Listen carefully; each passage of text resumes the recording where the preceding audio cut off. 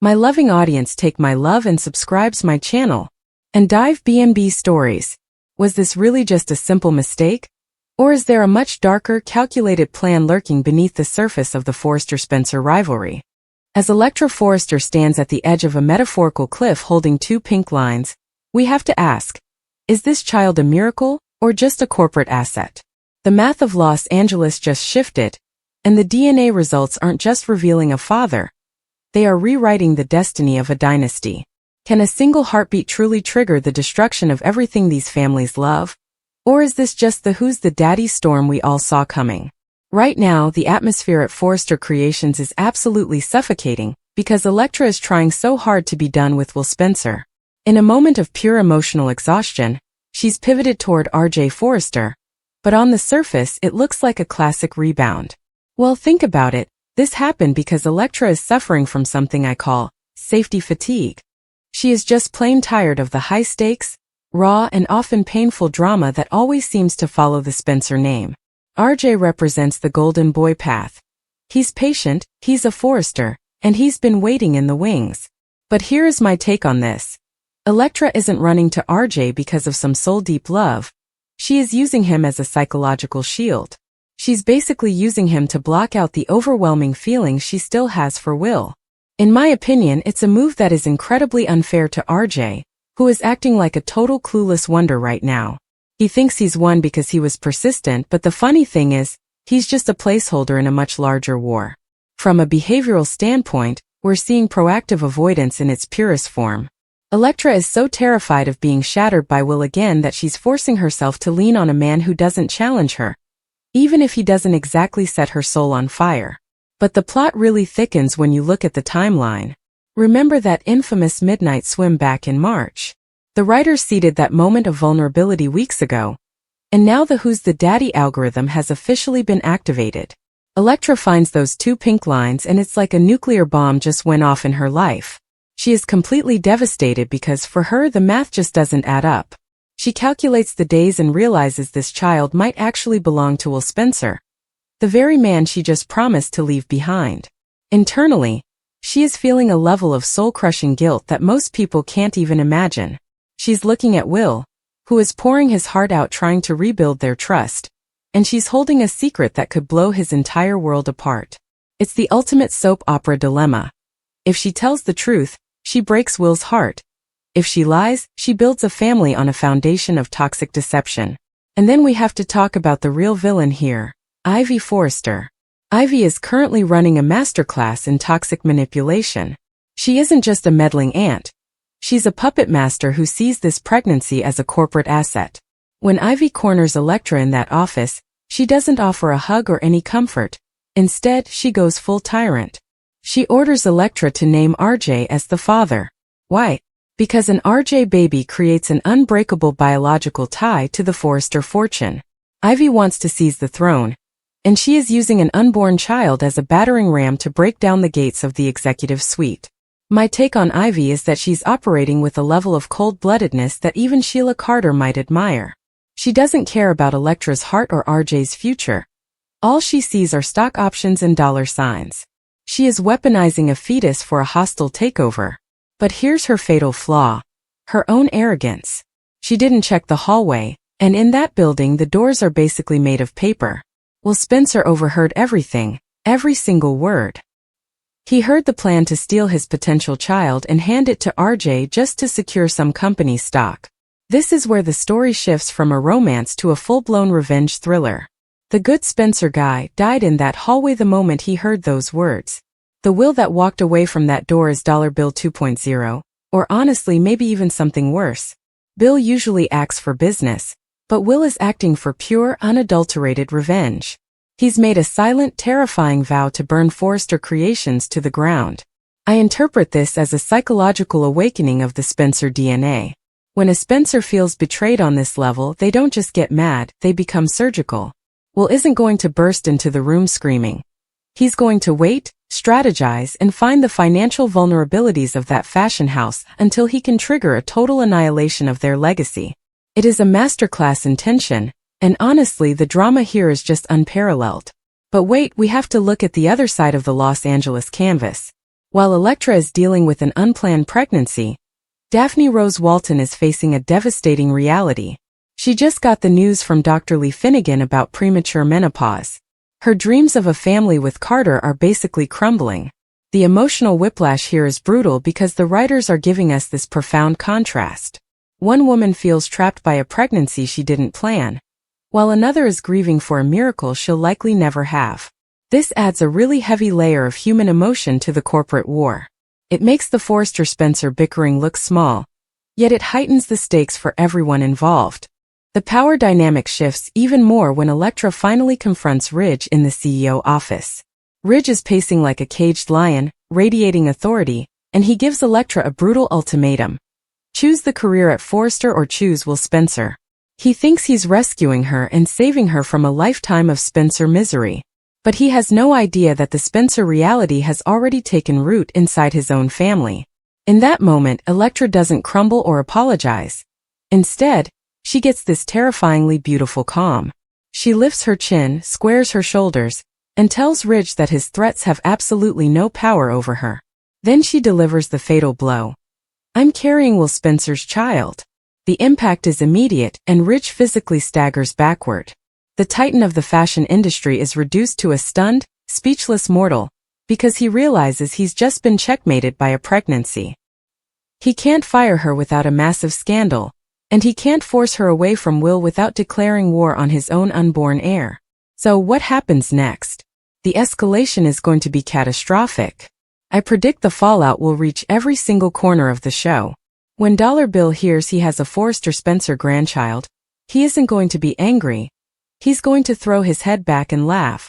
He will use that baby as an impenetrable shield and publicly humiliate Ridge for trying to tear an expectant family apart. Bill will turn Electra into the crown jewel of the Spencer dynasty, effectively winning the corporate war without firing a single shot. And what about RJ? The poor guy is just a prop in Ivy's play. He is going to be absolutely destroyed when he finds out he was just a mark for her greed. This might be the moment that finally hardens him. We might see a dark RJ emerge, leading to a Marone bloodline rivalry with Will that could carry the show for years. My gut tells me we're entering a new era of B&B that is messy, loud, and completely unforgettable.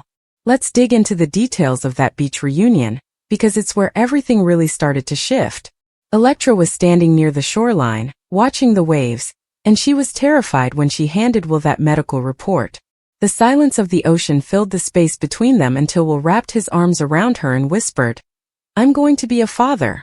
His voice actually cracked with emotion, and it was a moment of pure hope. But as we know, happiness rarely remains private in Los Angeles.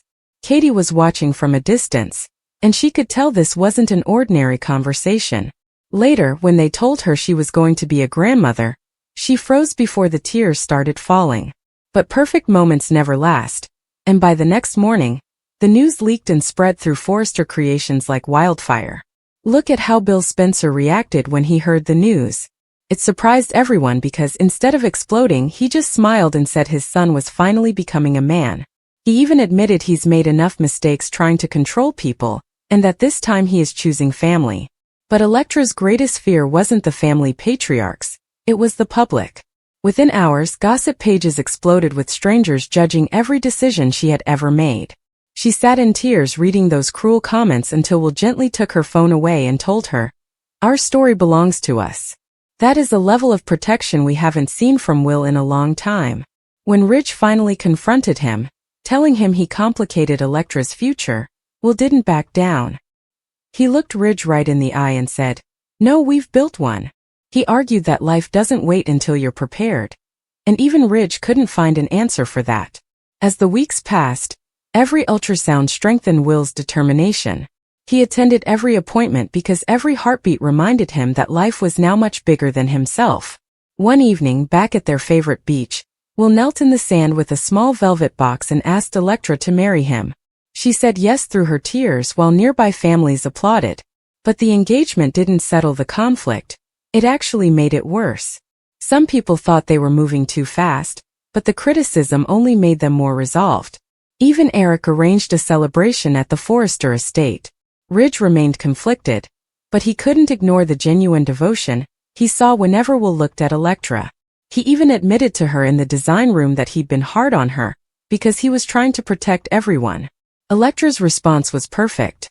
Sometimes protecting people also means trusting them. Months later, the family gathered for a baby shower, and for a moment, laughter replaced the tension. Laughter was everywhere as Bill and Katie found themselves laughing together, and Eric toasted the future. Electra realized the baby hadn't destroyed their future. It had given everyone a reason to heal. Will promised that no matter what happened next, they would face it together. But as the lights dimmed on that celebration, an uneasy feeling settled over the estate. Los Angeles has a way of turning joyful moments into complicated ones, and Electra couldn't shake the feeling that their happiness was about to be tested. She told Will she was scared the baby would change everything between them, but Will just smiled and said it already had. The next morning, the physical toll of the pregnancy and the stress finally hit her. A sudden wave of dizziness swept over her in the design office, and she stumbled. Steffi caught her just in time, and an ambulance was called. Will burst through the hospital doors terrified for his family. After a 2-hour wait that felt like an eternity, the doctor said both mother and baby were doing well, but there was a catch. Electra had to reduce her stress significantly, because high emotional pressure was dangerous for the baby.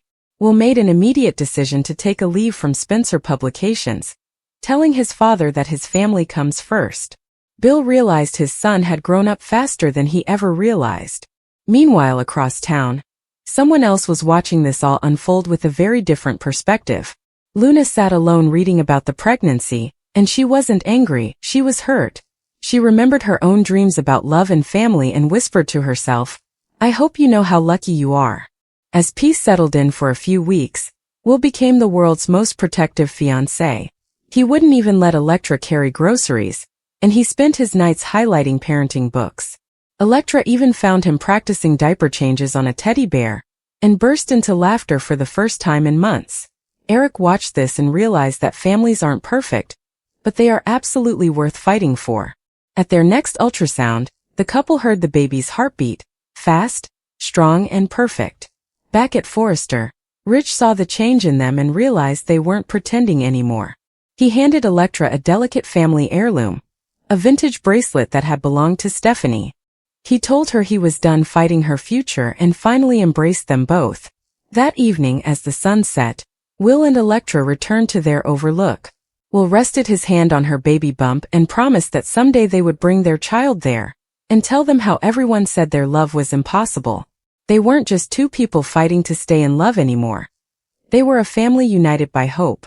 But we have to ask the tough questions here. Is this peace actually going to last? Or is the who's the daddy storm going to come back and wreck everything? Think about it. The rising tensions between Will and RJ are just like their father's rivalry all over again. Over the years, the Logan sisters have swapped husbands so many times that it's possible RJ and Will could actually be brothers with the same father.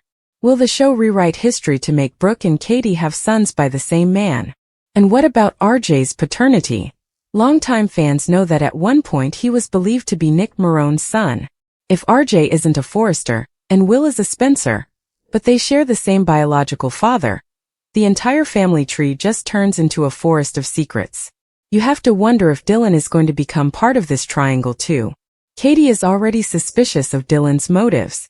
And let's not forget the complicated night Electra had with RJ. When Will asked point blank if the baby could be RJ's, RJ just stood there in silence. That silence was deafening. Will's anger turned into devastation because he saw that look of fear on RJ's face. Electra tried to say it wasn't what it looked like, but she admitted to Katie that things became complicated because they got emotionally close. If there's even a possibility that RJ is the father, then this whole engagement to Will is built on a ticking time bomb. The day the DNA results arrived at the clinic was beyond intense. Electra sat there nervously while Will and RJ stood on opposite sides of the room. RJ was visibly shaking the whole time. When the results finally came, Electra couldn't even speak.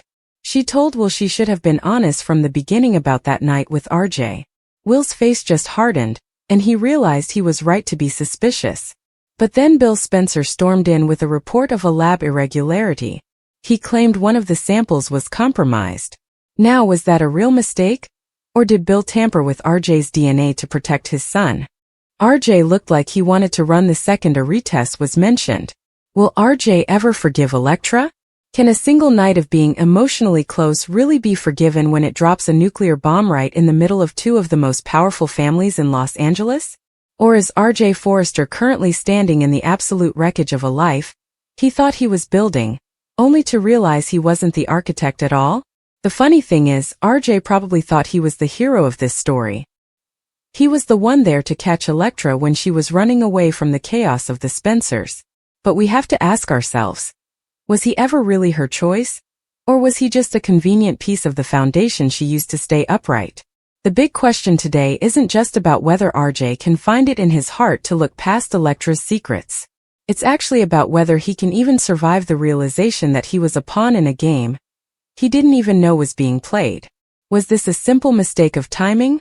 Or is RJ facing the worst kind of betrayal a soap opera can offer? I mean, think about it. Is there anything worse than realizing you were just a safe haven for someone who was actually just running away from themselves? Right now, the air at Forrester Creations is so thick you could cut it with a pair of fabric shears. RJ is facing a version of the Who's the Daddy storm that feels less like a drama and more like a personal execution. We all saw it. We saw him lose every bit of color in his face the second Will dropped that pregnancy bombshell. And that silence was louder than any scream we've heard on this show in years. But why did this happen?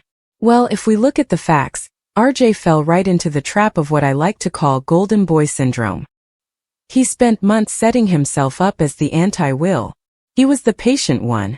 He was the persistent protector. He was the guy who was going to catch Electra after she fled the high-stakes trauma that always follows the Spencer name. But the funny thing about being a safe haven is that sometimes you're just a temporary shelter. RJ is starting to realize that the storm he thought he was protecting her from was actually already inside the house. From a behavioral standpoint, RJ's silence when Will asked if the baby could be his wasn't just a moment of shock. It was a devastating admission. He knew the math didn't quite add up. He knew there was a night where things got complicated. But he allowed himself to believe in a fantasy because honestly his ego needed to win against a Spencer. In my opinion, RJ has been acting with a level of cluelessness that is honestly a bit painful to watch. He really thought he won Electra's heart because he was the better guy. But we have to look at this differently. He wasn't her big love. He was her psychological shield. She used him to block out the raw, messy feelings she still has for Will. It was incredibly unfair to RJ, but he's also a little bit to blame for his own heartbreak. He chose to ignore the red flags just so he could claim a romantic victory. Can you imagine what he's feeling internally right now? RJ is likely going through a total collapse of his own ego. His whole identity is built on being the better man. He's the one who does things the right way. He's the Forrester heir who brings stability. But now he's looking at a pregnancy test that turns his golden boy image into a front-page scandal. This isn't just about Electra's secret. It's about the fact that he got close enough to her to trigger this paternity crisis while she was still basically mourning her bond with his cousin. He feels used. He doesn't just feel like a discarded lover. He feels like a biological asset in a corporate war he never even signed up for. Does he even know who he is without the good guy label? Think about the psychology behind this for a second. Will Spencer spent a year trying not to be like his dad. He wanted to build a career at Forrester based on his own work. But the second the corporate war intensified, everyone started treating him like a villain just because of his last name. Ridge, who used to praise him, started calling him just another Spencer. Even Eric joined in on mocking the Spencer family. Will found himself standing against an entire family that treated him like the enemy. And we can't forget that Will was sexually assaulted by Luna. That trauma changed him, but the Forresters just treat it like a footnote and focus on his lies instead. Is it any wonder he's becoming surgical and vengeful? He was pushed into a corner until he finally decided to wear the villain hat everyone gave him. So, I'm really curious to hear your take on this moral minefield. Is Electra actually a victim of Ivy's toxic manipulation? Or is she just as guilty for letting herself be pushed into this lie? And here is the big debate. If the DNA test eventually comes back and proves the baby belongs to Will, should he actually go through with his vow to burn the Forrester empire to the ground? Or should he forgive them all for the sake of his child's future? This story is a chaotic blur of pixels and tears, And the drama is just getting started. Electra's silence is a fragile glass house, and the moment someone throws a stone, the whole structure is coming down. If you enjoyed this deep dive into the hidden psychology and corporate warfare of the Forresters and Spencers, make sure to subscribe, leave a like, and comment with your wildest theories. We are officially entering a new era of the bold and the beautiful, and it is going to be messy, loud, and completely unforgettable. Keep your eyes peeled because the storm in Los Angeles is just starting, and we are going to be right here to document every single lightning strike. I'll see you in the next one.